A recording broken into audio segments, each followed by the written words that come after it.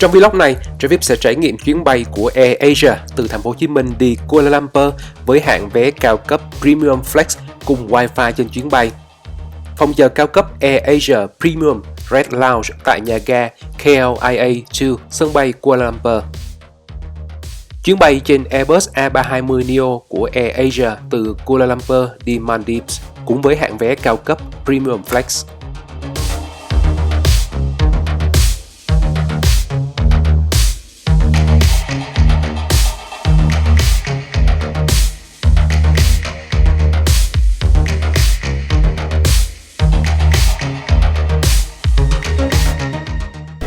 Xin chào các bạn, Travis đang có mặt tại sân bay Tân Sơn Nhất và chuẩn bị bay đi Maldives. Travis đã có đủ 2 thẻ lên tàu bay cho 2 chặng bay từ thành phố Hồ Chí Minh đi Kuala Lumpur và từ Kuala Lumpur đi Malé ở Maldives. Travis không quay nhiều vì thủ tục diễn ra nhanh chóng. Hôm nay Travis đi AirAsia với hạng vé Premium Flex nên được ưu tiên làm thủ tục cũng như lối ưu tiên lên máy bay. Hạng Premium Flex có quyền lợi gì, giá cả ra sao? Các bạn tiếp tục theo dõi vlog nhé. Còn bây giờ, quay trở lại với nhà ga quốc tế sân bay Tân Sơn Nhất để ăn sáng và ngắm máy bay nào.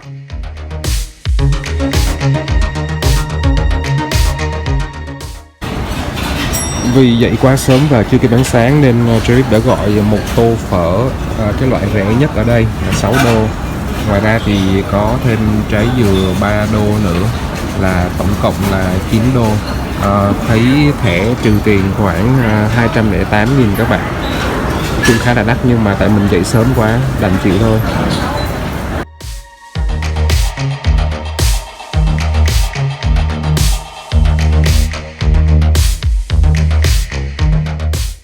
Đã đến giờ lên máy bay, Travis ra cửa khởi hành đúng giờ.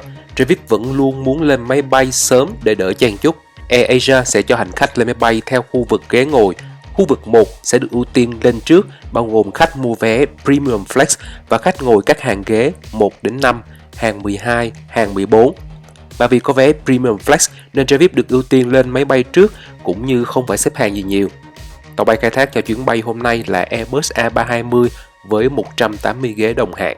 5 ghế hàng đầu là ghế Hot Seat dành cho khách trả tiền cao để chọn chỗ hoặc khách Premium Flex. Thông thường, phí chọn chỗ cho ghế hàng 1 là 11,99 đô, từ hàng 2 đến hàng 5 là 8,99 đô, hàng cửa thoát hiểm là 9,99 đô. Các hàng ghế còn lại từ 2,99 đến 5,99 đô, tùy khu vực. Các bạn lưu ý là các chuyến bay khác có thời gian bay ngắn hoặc dài hơn thì chi phí chọn chỗ cũng sẽ khác nhé. Ghế mà Travis chọn cho chuyến bay này là 3A, ghế cửa sổ bên tay trái. Travis không mất phí chọn chỗ vì mua vé Premium Flex. Đây là một lợi ích của hạng cao cấp này.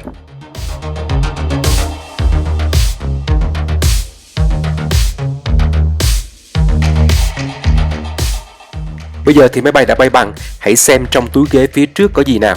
Ngoài tờ hướng dẫn an toàn và túi nôn thì trong túi ghế phía trước còn có catalog bán hàng miễn thuế cũng như thực đơn các món ăn. Trong thực đơn này, cà phê đá Việt Nam vẫn xuất hiện từ bao năm qua và đây cũng là thức uống thơm ngon mà các bạn nên thử dù là cà phê hòa tan.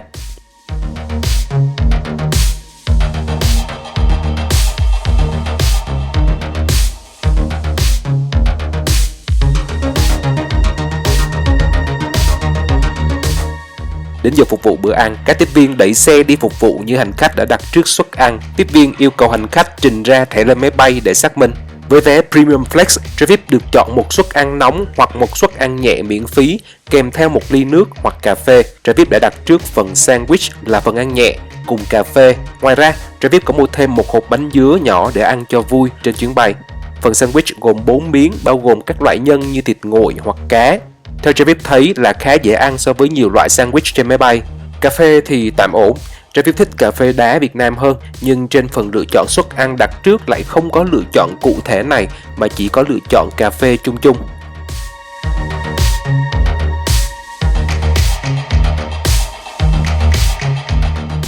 Trên máy bay cũng có Wi-Fi.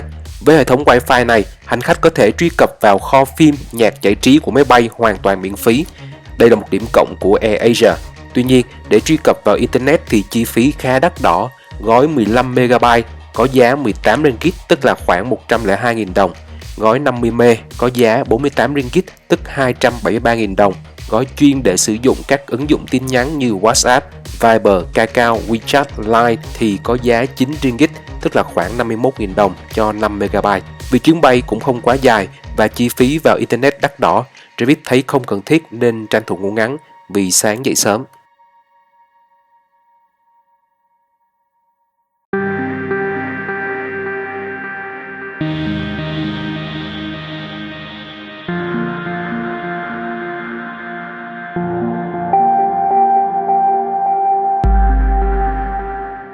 Sau khoảng 1 tiếng 30 phút bay, máy bay hạ cánh xuống sân bay Kuala Lumpur. Máy bay đi vào nhà ga KLIA2, tức là nhà ga số 2 chuyên dùng cho các hãng giá rẻ. Việc tiếp theo của Travis là tìm đến khu vực chuyển tiếp để chuẩn bị cho chuyến bay tiếp theo từ Kuala Lumpur đi Malé ở Maldives.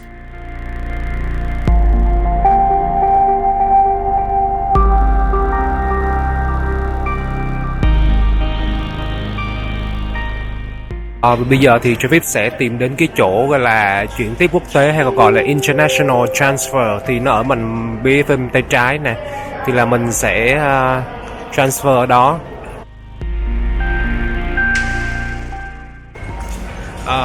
Bây giờ thì Travis đã làm xong cái thủ tục mà transit, tức là chuyển tiếp. Thực ra thì nó cũng khá là dễ dàng các bạn. Mình chỉ cần là mình đi tìm đến cái cổng mà nó có ghi là transit á, xong rồi mình sẽ đưa hộ chiếu và boarding pass của cái chặng tiếp theo á cho cái người an ninh để kiểm tra.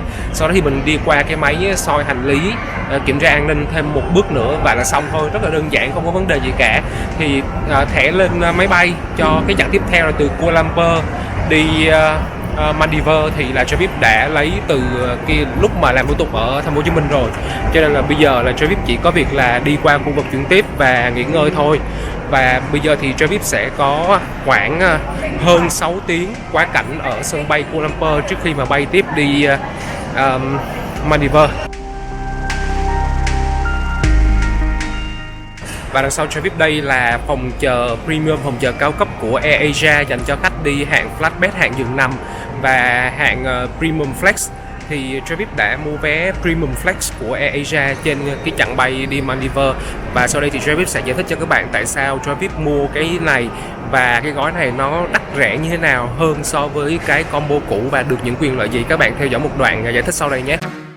Thông thường, nếu mua thêm gói Value Pack của AirAsia, các bạn sẽ được 20 kg hành lý ký gửi, một suất ăn mặc định, chọn chỗ ngồi thông thường miễn phí. Lưu ý ở đây là chỗ ngồi thông thường nhé, không phải chỗ rộng chân và đầu khoang.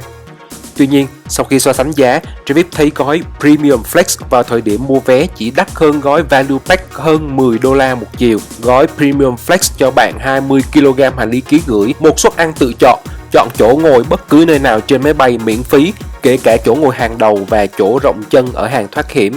Được mời vào phòng chờ AirAsia Premium Red Lounge với thời gian 3 tiếng đối với các chuyến bay xuất phát từ Kuala Lumpur.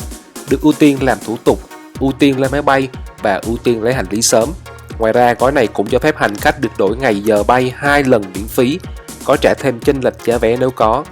Vậy là với 10 đô la đắt hơn gói Value Pack, Travis đã quyết định mua gói Premium Flex để hưởng các quyền lợi kể trên. Riêng việc mua vé lẻ và phòng chờ hay chọn ghế chỗ tốt trên máy bay thôi thì cũng đã quá số tiền chênh lệch này rồi.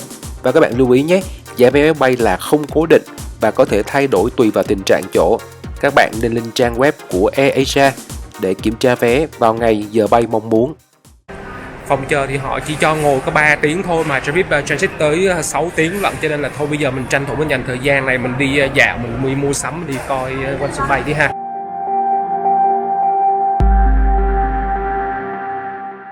Ngoài khu vực mua sắm với các loại mặt hàng miễn thuế thường thấy thì nhà ga số 2 của sân bay Kuala Lumpur cũng có khu vực ăn uống. Nếu các bạn không muốn vào phòng chờ thì vẫn có không gian riêng để ăn uống với nhiều hàng quán.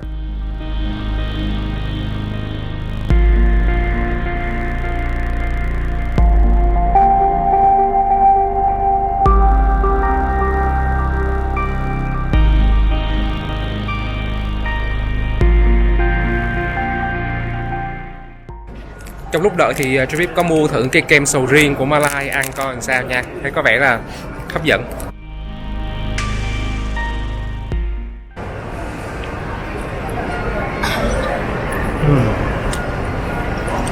thơm nhưng mà hơi cứng.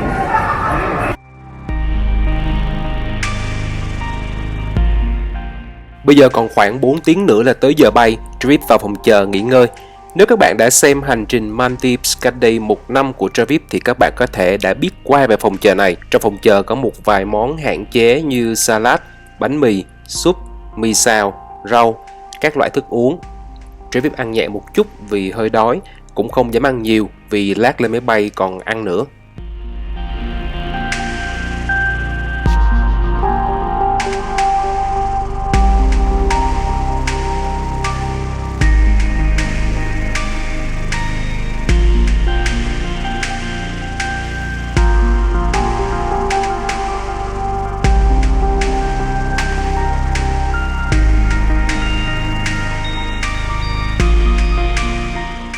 Phòng chờ có cả phòng tắm, nhưng lần này Travis không trải nghiệm.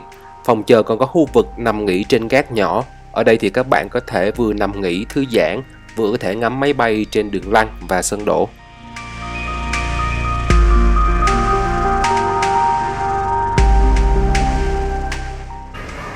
Và sau 3 tiếng nghỉ ngơi ở phòng chờ thì bây giờ còn 1 tiếng nữa là tới giờ máy bay bay.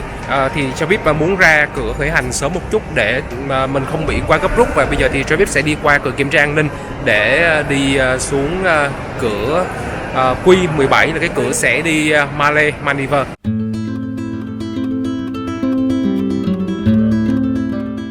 Travis canh khoảng 1 tiếng trước giờ bay để rời khỏi phòng chờ. Công đoạn đi bộ ra cổng và kiểm tra an ninh cũng mất khá nhiều thời gian.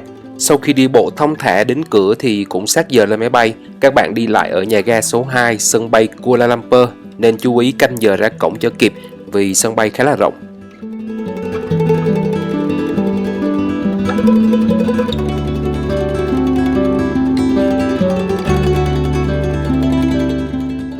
Vẫn như chuyến trước, hành khách đi hạng Premium Flex được ưu tiên lên máy bay trước. Tàu bay khai thác cho chuyến bay hôm nay là Airbus A320neo. Travis ngồi ghế 4D là ghế lối đi ở bên tay phải. Đây là chuyến bay kéo dài khoảng 4 tiếng và cũng vào buổi tối nên không cần quay gì bên ngoài cửa sổ. Trong khi chuyện đi vệ sinh lại khá quan trọng trên chuyến bay kéo dài 4 tiếng này. Sau khi máy bay bay bằng, các tiếp viên bắt đầu phục vụ suất ăn cho những hành khách đã đặt trước. Đây là 3 loại suất ăn nóng mà Travis và gia đình đã đặt trước. Đó là cơm gà Kung Pao, cơm dừa Malaysia hay Nasi Lemak, cơm gà Ungkuchin.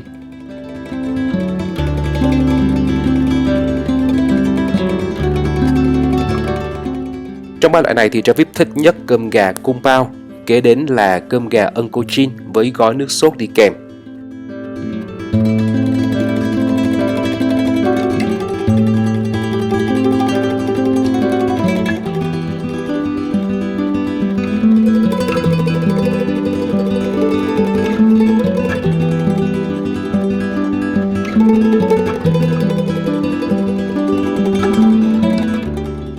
Và ngoài ra, Travis có mua thêm một chai nước dừa để uống bên cạnh phần nước suối đi kèm suất ăn. Và trên chuyến bay này thì không có wifi để giải trí cũng như là kết nối internet.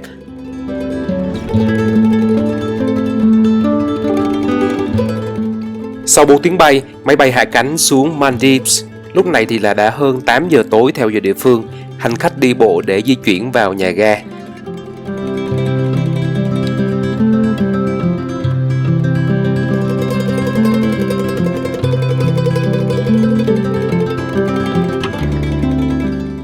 Thủ tục nhập cảnh cũng khá là dễ dàng, chỉ cần điền tờ khai nhập cảnh, đem hộ chiếu đến quầy nhập cảnh, quét vân tay là xong.